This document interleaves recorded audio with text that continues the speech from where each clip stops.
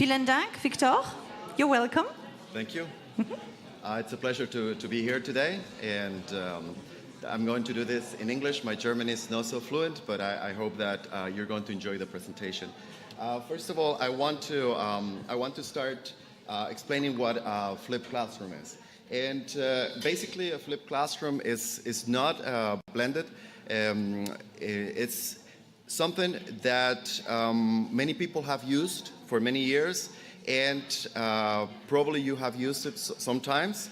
Is when you give the material to student, and the student goes home, he does his work at home, and then comes to classroom ready to discuss.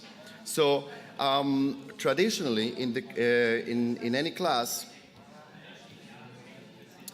you can see this model. This is the traditional class. There is an assignment that the student has to do, but this is done through lecture in the classroom. So, and after the classroom, well, the student goes and does homework. So the flipped classroom is different. You assign the student the material, and the student studies the material, and then they go home, they go to the classroom, and they study with the class together what they have learned at home. So this is more of a collaboration, and then after that, you go home to check understanding. So why is this important? Well, let me show you this graph. Some of the research that has been done for years, you're going to notice that Mr. Robert Talbert wrote a paper based on the research that was done, and the papers that were written, the articles that were written in English about a flipped classroom. And you're going to see that at the beginning there were some different names like inverted classroom, flipped learning. And all those articles that were written were not very notorious because there was something really interesting. At the beginning, flipped classroom was very difficult to do. It was complicated. It was cumbersome. For example, people were asked, or teachers were asked, to go home and film themselves. So they would need a camera, they would need a microphone, they would need space, a quiet space, and this was difficult to do. Also, there were not so many options for technology to be used. So if you notice, after 2012, 2014, there are more articles and people are talking more about flipped classroom because it has become easier. And I'm going to share a tool with you, something very simple, something that everyone can use. It is called Loom, and I'm going to show you in a second. But let's think about how the flipped classroom is important. Well, it gives access to the knowledge. When you're going somewhere, when you're going to a meeting, you want to know what's happening in that meeting. So the same thing for learning. If you know what is happening in the classroom, I think this is a great opportunity for people to get engaged and to know what they're going to be talking about before. So this is basically a flipped classroom. If you see, you know Bloom's taxonomy, and in the traditional model, you see that the new material is given in class. So the understanding and the remembering is going to happen in the classroom. In the flipped model, that happens outside of the classroom. The students can actually do that on their own, and when the new material is presented, in the traditional model, outside of class, the students have to use high-level thinking. Apply, analyze, evaluate, and create.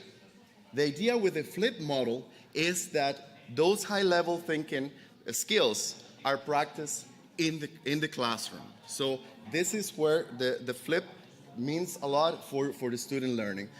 What are some of the advantages? Well, there is no need for expensive equipment. Basically, I'm going to give you a tip that you can go home and do it yourself. It's really easy. Students have more time in class to interact with the teacher. I think this is really important. With so much technology nowadays, the human interaction is very, very important. So that is where the teacher's role is so important, to take advantage of the time. And why not give the students the material before, so they can come to class ready to discuss. The material can be reused over and over until the content becomes outdated, or maybe not. Maybe the content is going to be there for many years. So this is very good to save time. It is always available. Students need to review the material. So if they didn't understand something, if they want to check again, they can go and check the material that was given to them before class, and they can access the material anytime. So also encourages students to come prepared to class. I think that motivation is a big change. This learning pyramid is about knowledge retention rates. And this is adapted from the National Training Laboratories in Maine. And if you see at the top, this 5% is a small percentage of knowledge retention. That is the lecture. Usually lecturing is something that doesn't give a lot of retention. If we go to reading and audiovisual, there is a little bit of more of retention, but it's not as meaningful as the demonstration, then group discussion, and of course, the practice by doing. The best thing to learn something is to teach others. So if you see the retention is going to be higher if there is if they are participatory teaching methods. So that's what we're looking for. There's some really easy tools that you can use. You can use a TED Talk, you can use YouTube, an audio cast, a presentation, a video reportage, or a documentary. So those are materials that you can definitely use, but the tip here is to think about things that are easy to do. The idea of flipped classroom, and the reason why sometimes it doesn't work so well, it's because it becomes a lot of work for the teacher. And that's not what I'm trying to recommend here. What I'm trying to, the tip I'm giving here is to find techniques, to find technologies that would actually make your job easier. Why not a TED Talk if it is about the same topic that you want to talk about? Can you please raise your hand if you have used Loom before? Okay, one person in the back.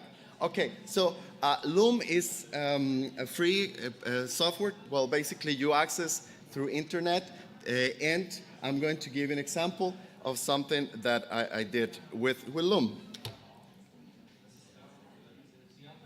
So let me show you how Loom works. First of all, you go to loom.com, and with your computer, laptop or desktop, you can start recording the material. You can see here that I have the option of showing my face while I'm recording my voice. I can make the circle bigger if I want to. I like this option much better, and I can share my presentation. So now here you can see the material that I want to present, and I can move, if I want to, I can move my icon over here or whatever you want to put it, and I can start my presentation. So the material is being shown on the desktop, and you can pause the presentation if you want to. You can pause the recording if you want to, and there is no limit of time for the presentation to be done in Loom. So this is the tool that I wanted to show you. When you're ready, you just click stop, and the material will be shared online. Okay, so this is Loom. So let me show you how it's a very easy tool to use. Sorry.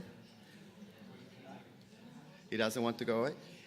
Okay, so it's free. It's online. It's easy to use. You don't need a lot of training. You can basically learn how to use this in 10 minutes. And there's no restriction of videos that you can put there.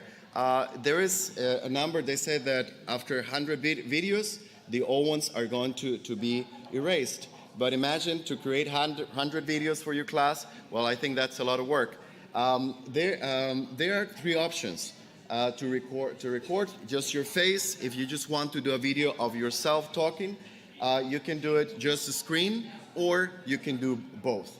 There are multiple sharing options. You can actually upload it to YouTube if you want. You can actually share the link directly from Loom, and the students can make comments. They can actually express their reactions, and they can use emojis if they want to just, they don't want to type anything, they just want to show their emotions.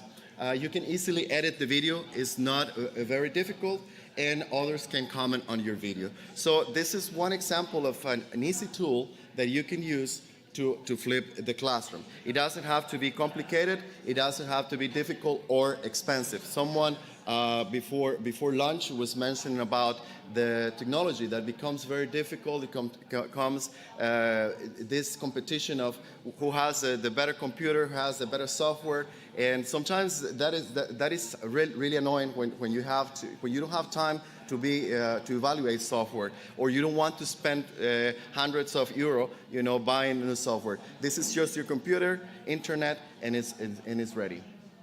So, as I was mentioning before, we're just flipping the roles. If we're going to a meeting, we want to know what we're talking about. If we're going to conference, we want to know about the topics. If we go to class, we want to be prepared for the class. So I think this is a very human nature. This is something very normal for everyone. We want to know what is happening, and this is a good way to help students know what's happening in our class before they come. So just some final ideas. If we want to increase understanding in the class, I think it is really important to focus on preparing before the class, so the students have access to their material. It doesn't have to be a 45-minute lecture, but if they have a 5-minute, 10-minute presentation that they can look at, and they will come to your class better prepared. Class time can be more efficient if students have a better idea of what they're learning in that section. So instead of spending time, in the lower areas of the taxonomy, we can have higher level thinking in the classroom. It is easier to learn about something if you have the material beforehand. And the flipped classroom is not about technology. It's about the interaction and the high level thinking. And I want to mention also about the 4 C's for the 21st century. One of the things that happens with technology is that everyone is using technology, but technology cannot replace that human interaction. And when you have communication, collaboration, critical thinking, and creativity happening in the classroom, definitely education is going to be more meaningful for the people participating. So that's my presentation. Thank you very much. And I'll be around if someone wants to talk a little bit more about Loom or the flipped classroom. Thank you.